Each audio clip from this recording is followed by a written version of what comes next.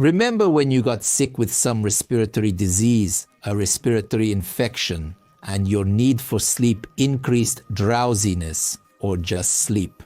Moreover, if in the acute phase of the situation, well, you slept poorly, cough, temperature, and so on.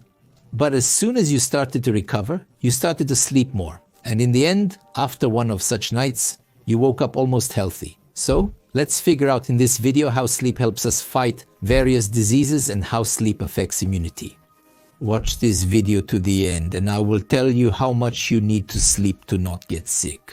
If any mammal is deprived of sleep, it eventually dies. Many pathological processes develop there, including thermoregulation disorders, internal organ function disorders, and particularly a sharp decline in immunity, the development of ulcers, sepsis, and in the end, this poor unfortunate animal dies.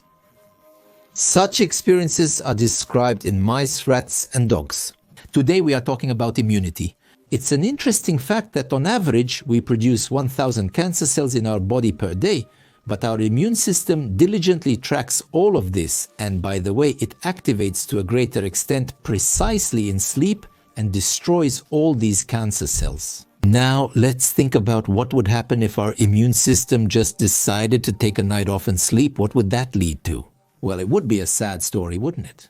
And it's actually understandable why the immune system mainly works at night, because during the day, the brain and various organs and systems are busy trying to keep a person or animal alive in this harsh world. Well, it's understandable. Before it was a fight for survival in a literal sense, now it can be in a metaphorical sense, but we have to interact with the environment, and the brain being the center of various systems, it might not be until dusk to detect some cancer cells or to activate the immune system and fight. But when a person falls asleep and the same brain centers that were responsible for some organs, systems that run, chase, fight, and so on, they start to be responsible for the processes that allow the body to recover and in particular to restore the immune system. That's why the activation of the immune system happens during sleep. And I even want to recall the expression of Hippocrates, who once said that if sleep is refreshing, then the disease is not fatal. Then it means, if the other side of the medal, that if sleep is not refreshing, then it means the disease can be fatal. But we, hopefully, will still sleep well and, in general, successfully fight various problems related to our immune system. If we historically recall how we fought with various diseases, what did doctors actually prescribe? Rest, nutrition, peace, and sleep. In particular, let's say, when we didn't have the ability to actively treat tuberculosis with various antibiotics, how was tuberculosis treated?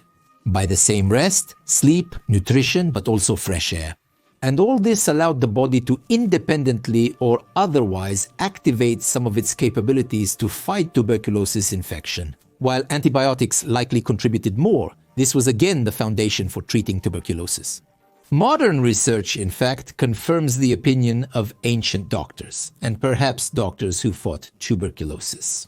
There are studies, for example, that show that if a person on average sleeps less than 5 hours a day, the likelihood of him getting pneumonia is 1 7/10 times higher over the next 2 years compared to people who sleep 7 to 8 hours. And this is also a lung pathology, and tuberculosis also primarily relates to lung pathology.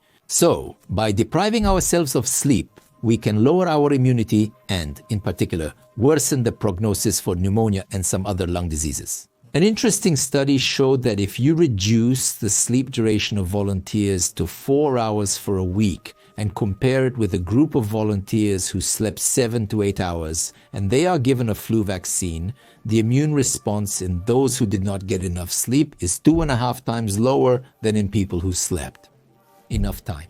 That is, the immune system forms worse, and potentially even after vaccination, a person can get sick with the flu more often. By the way, this is some kind of analogy with the vaccines against COVID. Such studies also went, but maybe there are no serious prospective data yet. But they will most likely talk about the fact that even the vaccination against COVID, if a person did not sleep much and accordingly had a sleep deficit, it also worked worse than in those people who slept a normal amount of time. Thus, we see that sleep disturbance impairs immunity, and in particular, if a patient suffers from chronic insomnia, There are also studies that these people often have infectious diseases. And if we fight chronic insomnia, then in particular, the immunity will improve and the person will generally get sick less often. Well, as a sleep specialist, as an expert in sleep disorders, I deal with the treatment of chronic insomnia, implementing a cognitive behavioral therapy program for insomnia, my author's program, which allows for a month and a half without hypnotic or other drugs with hypnotic action to cure more than 70% of chronic insomnia, applying again the principles of cognitive behavioral therapy. If you suffer from chronic insomnia and look at the value of drugs with some danger or have already taken some drugs, let's say in courses, even sometimes for many years, but they did not cure you of chronic insomnia, turn to me. I hope I can effectively help you, applying a cognitive behavioral therapy program. You can find a link to this program in the video description. Another interesting study that evaluated immunity indicators in patients who were vaccinated against hepatitis B. It's a common vaccine that almost everyone gets these days. And it was shown that if people slept on average less than 6 hours, the reaction to the vaccine was 3.5 times lower. That is, the immunity indicators were 3.5 times lower than in those people who slept more than 7 hours. That is, people who slept well turned out to be much better protected from hepatitis B. That's the importance of a good full sleep. And if we generally assess the quality of sleep and the frequency of infectious diseases, this is also such a fairly large study was conducted. A special questionnaire was filled out to indicate the quality of sleep in people. And overall, if the quality of sleep was globally worse, then the frequency definitely increased of various infectious diseases in this group of people. That is, the worse the sleep, the worse the immunity, the more various infectious diseases. So again, if you sleep well, you're not just feeling good, you're protected from diseases, you have better immunity, and overall you'll suffer less from any inflammatory, infectious, or other diseases. If you've had episodes in your life where you had to sleep less than you need for a significant period of time, say 5 hours or something like that, and you started getting sick more often, please write about it in the comments, what happened to you, what you were sick with, if it's not a secret, and how you dealt with it. Maybe you just started sleeping well, and your immunity restored and you stopped getting sick. And I promise to tell you how much you need to sleep to have good immunity and to be healthy. It's impossible to give a definitive answer here. The thing is, each of us has our own sleep duration. And the average value, yes, it's 8 hours, but individual sleep norms range from 4 to 12 hours. It's understandable that a short sleeper who has been getting by on 5 hours of sleep and sleeping well will have good immunity even after just 5 hours. For instance, a long sleeper requiring 10 hours of sleep, if reduced to 5 hours, will experience severe sleep deprivation, ultimately destroying their immunity.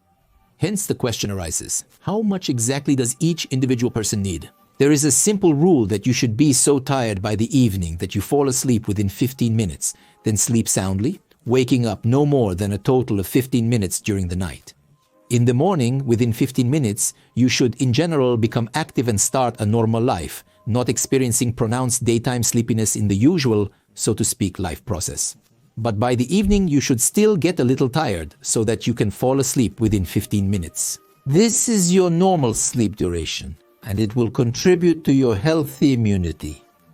Subscribe to my channel. There's a lot of useful information about sleep, sleep disorders, and how to improve your sleep. And don't forget to click on the bell so you don't miss my latest interesting videos.